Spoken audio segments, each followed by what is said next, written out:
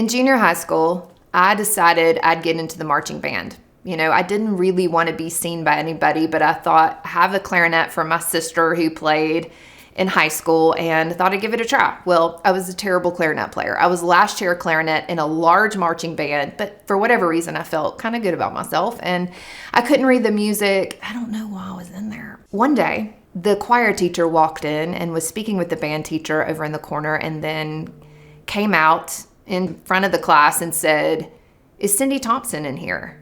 And at first I didn't raise my hand because she was kind of a scary teacher. And I thought, what did I do wrong? And instantly all of those feelings came back like, I didn't do anything. I don't know what I did. Oh my gosh. And everyone's staring at me like, there she is. And so I eventually raised my hand and she said, "Come with me. You can leave your clarinet on your chair." So I got up. I was so scared. I followed her out into the hallway and she said to me, "I heard that you can sing."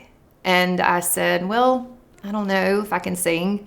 I had done a few things in our church choir, and that was all I could think of that would make sense for her to think that about me. And so I followed her into her classroom, and in the classroom were all these cool kids sitting there. And she put me in front of the piano facing all the students and said, "I want you to sing every scale that I play." She started very simple. And I repeated all the scales. I was so nervous because everyone was staring at me, didn't know what she was doing, and I didn't know what she was doing.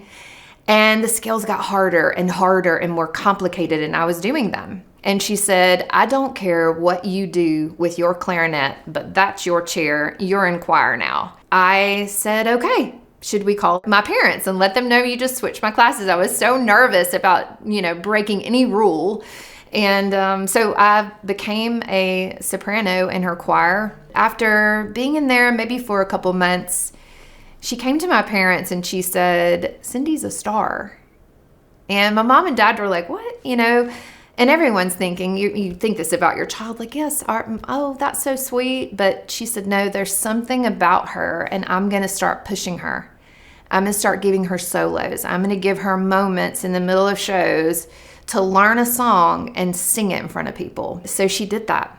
And she was the one who really pushed me and made me believe that there was something about my voice that was worth chasing after. And I'm forever grateful to her for that because it changed my life.